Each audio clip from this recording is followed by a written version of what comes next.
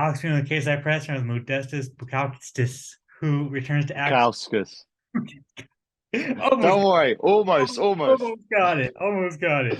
Who returns to action December 31st at Cage Warriors 148. Modestas, how are you? Yes, doing very well. Thank you, my friend. Awesome, man. Awesome. Like I said, I've been trying to get that last name right. Fucking goddamn Americans are fucking retarded. It's all good, brother. It's all good. Like I say, you got close enough. Close enough. Well, you are about a month out from your fight, man. How are you feeling? Feeling really good, mate. Um, Everything's firing on all cylinders. I haven't really stopped training, so everything's been really good. I feel absolutely amazing. Like I say, no injuries at all. So yeah, everything's just flowing very nicely from one event to the next. Awesome. That's awesome to hear. Before we talk about your upcoming fight, I wanted to go back to your last fight. It's been about a month since your win at Cage Warriors 145. Um, Mm. how do you feel about that performance? Well, actually, before we even get to it, how did it feel to be back in the cage? Oh, it felt. Do you know what? Actually, you would think, oh, you'd have like sort of more jitters or more nerves, but I actually felt pretty calm in all fairness. When I was in the back, obviously you kind of feel like, oh crap, like I'm back in the fight game again. But then as soon as I started walking out, I heard the Gladiator music playing. I saw the crowd and I saw the people that I love and care about out there, and I just felt the energy of the crowd. And then as soon as I got in the cage, like it just felt natural. It just felt normal. I didn't feel any pressure. I felt calm. I felt good. So, um, yeah, man. Like people have said, like, were you not like stressed, or were you not like scared or anxious or whatever? But actually, I felt like it was home, and I'm like, I'm ready to go and perform. How do you feel about your performance? Weirdly enough, however, the performance wasn't exactly the best, in my opinion. You know, obviously he's a very tough opponent. He's beaten some very credible guys. He's fought in Bellator. He's just won on the PFL. Absolutely lovely fella as well. He's no joke. He's ranked in the top. In the top light heavyweights in the world. We're talking, and this is the guy that I'm taking on kind of like my first fight back. Everyone's like, "Oh, you should be taking a bit of an easier opponent," but me, that's never how I roll. If I want to prove myself to be one of the best fighters in the world and to get back to where I want to be, which is the UFC, I have to beat guys like this. So, I took the fight. Stylistically, I thought it would match up well with me. Um, I just, the first round was definitely the best for me. It just was a fight for me to feel my feet.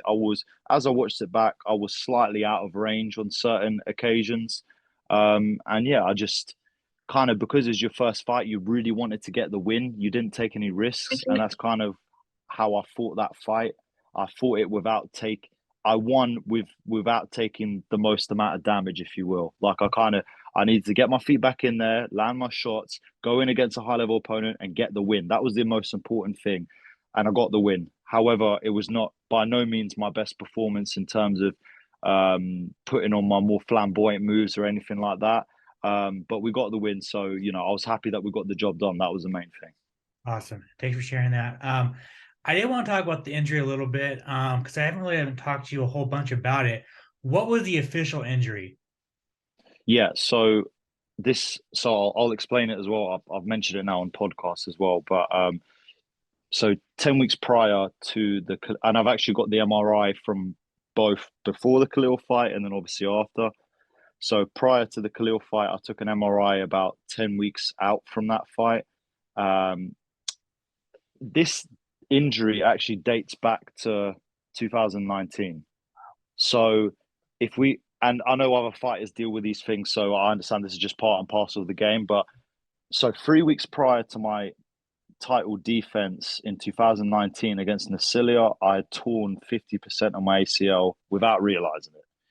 And my physio done an amazing job. Her name's Leanne, by the way, distinct physiotherapy if anyone wants to get on that. But anyways, she helped me just to get in the cage to be able to perform, right?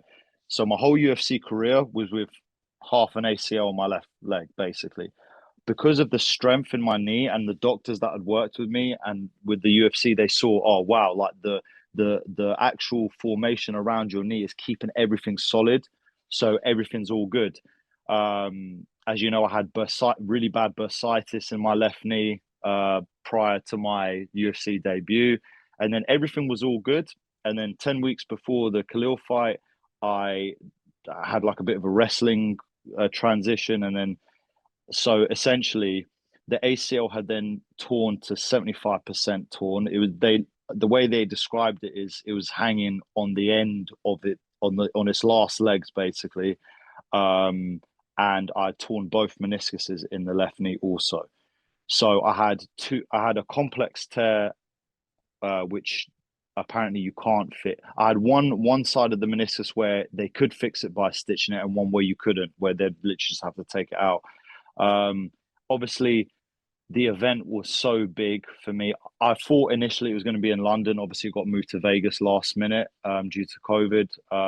It was an amazing, it was a good opponent to face, judging by his last couple performances. But obviously, in the fight, he just took a complete 360 in terms of how he went out there. And yeah, so 10 weeks, I was basically I couldn't run. I had to swim. I had to nurse a really bad knee injury where my knee was clicking the whole camp. There was times where it would lock in place, but I just got on with it. The first conversation I had with that doctor was, can I fight? Because I badly needed the money, and not only that, like I knew it was a big opportunity that I didn't really want to miss. Loads of English people fighting on the card, and he said, me knowing you, the strength in your knees and the way you are mentally, I would say you can take this fight. However, we need to address it as soon as you're finished, basically. So in the back of my mind, I thought I'll be able to tough this one out and be able to get on with it. Unfortunately, that was not the case. And then when the kick actually happened, uh, the ACL they said it looked like tooth floss. They said it was literally one strand was left, so it was still hanging on, but like by one strand. One of the meniscuses tore off the bone, and the other meniscus I think just tore a little bit more. So and the MCL completely tore as well because that was chronically worn on that left knee. So I guess you could call me a bit of a bionic man now because I've had a lot of work done to it, which has made it 10 times better. But as you can see, I was struggling with a lot, which I didn't disclose because I didn't feel I needed to. Obviously, I don't take any credit away from Khalil and his win. He won fair and square. It was my fault for actually going in there with an injury myself. But you really think you could win it, so you're going to take the fight. It's just unfortunate how it all played out, but it might have ended up being the best thing that's happened to me because now money is stronger than ever. So you tore your ACL, MCL, and both meniscus. In the left knee. Fuck. Yeah, it um. was pretty bad. Well, so throughout your UFC run, your knee was already screwed up. Do you regret your UFC run? um, I I don't because everything all happens for a reason. I feel like that was probably what was needed to also highlight some skill set, uh, not necessarily skill set deficiencies, but like a bit of like game. I guess you could say skill set deficiencies because like I know all the attributes of my game are good, but it's just about getting it out there, learning how to be able to apply it and do it at the highest level as well. These guys are absolute killers. So, I mean, the fact that I had an ACL tear very early on in 2019, like I say, I went on as if I didn't even have it. So my knee was like kind of strong enough to withhold it, and I actually felt no issues. The only time I really felt issues was before the Khalil fight. So up until that point, everything for me was good to go. So, um, yes, would I have liked to maybe sorted this out? But I had no reason to because I didn't know that anything was even wrong. So I kind of just thought, a bit of physio, a bit of strengthening exercise, and I should be good to go. But yeah, this just sets me up for, like I say, now I've had everything fully fixed. Now I've worked on all the kinks in my armor, and yeah, now I can, make a solid shot at doing it for the second time round. You do know that you're a savage, right? I pre savage or stupid. I don't know which one, but I've always somewhere in between that fine line, I guess. And well, I mean, and like you said, man, everyone likes a comeback story. We all do. We love those stories. And now you getting back to the UFC, that's what it is, right? Like it's a comeback story. You got out, you got cut, and now you're back. You know what I'm saying? So it's just like it's the story is there. Yeah, well, this is it. Like, it's one thing going in there and just running through the whole division, and I truly did believe in myself, and even now I believe in myself even more now. But you know, it'll make more of a meaning for everyone that I came back from such bad, like crazy circumstances, the adversity that I had to face, to be able to come back and do it, and then actually succeed the next time round. That'll be a testament to never giving up, and never letting bad situations bring you down, or put you, because I was in a very dark place, you know what I mean? And if it can inspire people to keep pushing through those, like I say, through those really hard times, and the times that really get you down, and you feel like there is no way out, just to know that, listen, I'm an average guy just like everyone else, and if I can do it, so can you. So that's going to be my message, when it's all said and done. And by no means is the story finished, and for many people, they thought it was over. So this is me carrying on the story, and I can't wait to let it unfold. Well, I can't wait to watch it unfold. Well, let's talk about it. Cage Warriors 148, New Year's Eve. Fighting Chuck Campbell for the vacant light heavyweight championship. And also, has it been has it been did he win the title after you vacated it? Nah, so I am the last Cage Warriors light heavyweight champion. So Okay, since I vacated it, no one's won it. gotcha. All right. So you're going back to get your title. How would you like the matchup?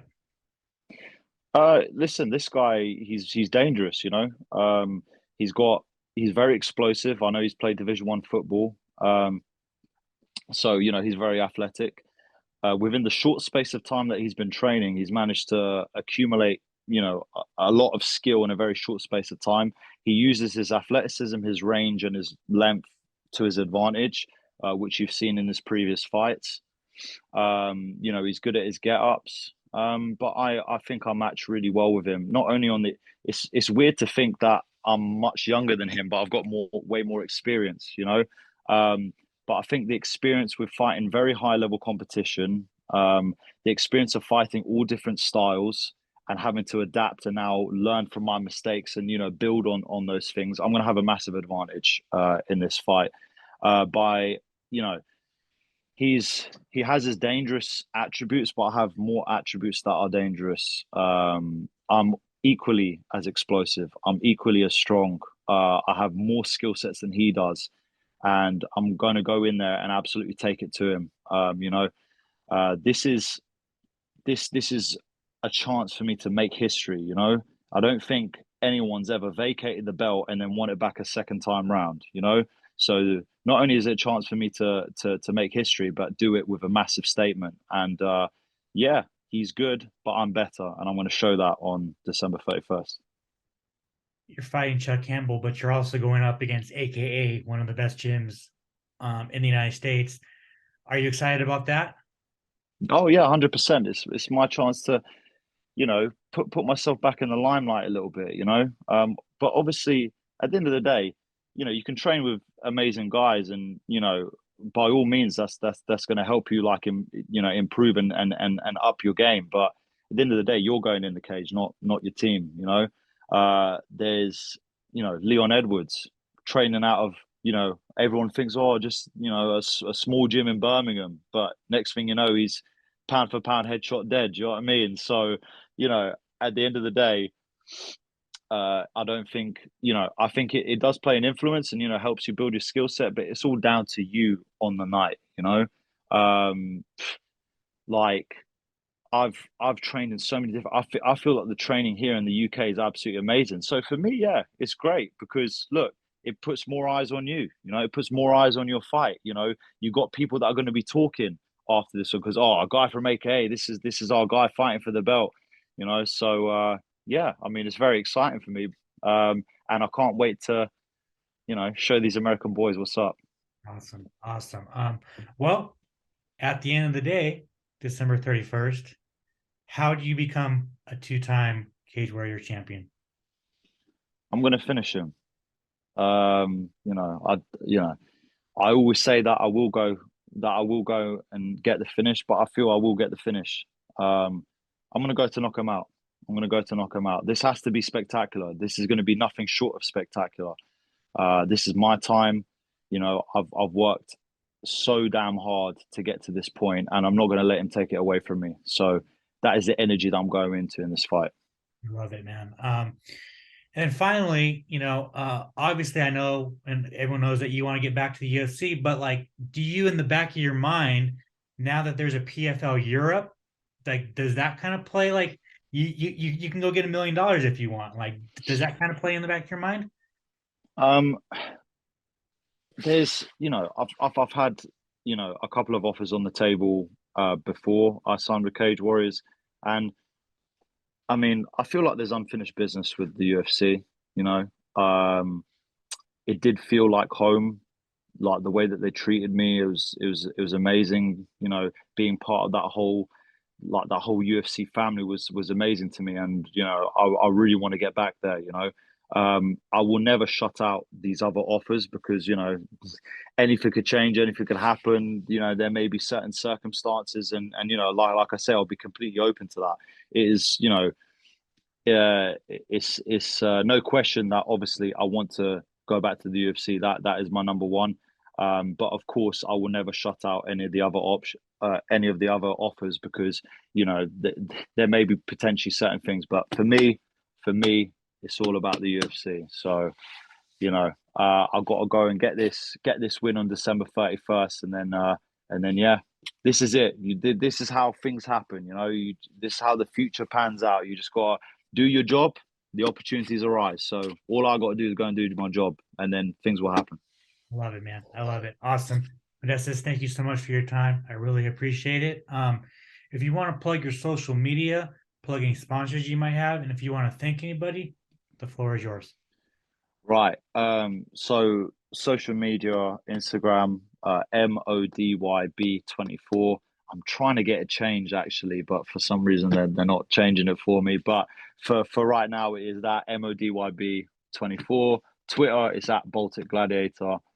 Facebook is just my full name, but it's already a mouthful just to say it anyway. So I'm pretty sure if you type in, Modestus, it should all come up. Um, and yeah, like I got to thank a lot of people actually. Let's just go with the sponsors. There's one guy that's actually stuck by me through thick and thin. He's also used to be a training partner and a coach, Denison Sutherland. He's been a massive help in my whole career. Still to this day, since I don't know when, he's been helping me, and he still is. So I've got to give him a massive shout out. Another important woman, and she's literally a heaven sent for me in terms of recovery. My physio, Leanne, from Distinct Physiotherapy, she's literally got me to fight with a torn ACL and compete and win. Got me through the hard time of having to make the decision whether I was going to fight or not, and got me to the point where I could actually go and compete. So yeah, she's always helped me out. She's always seen a bright light in me, and the same way I see a bright light in her. Fighter Shop UK as well. My man always sorted me out with like the walkout gear and stuff like that.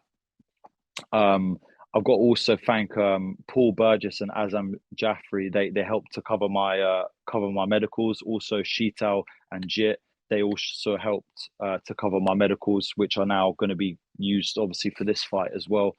BST Academy, Danny Batten, Lucas Klinger, Will Curry, who's also fighting on the Cage Warriors roster, have been helping me a lot.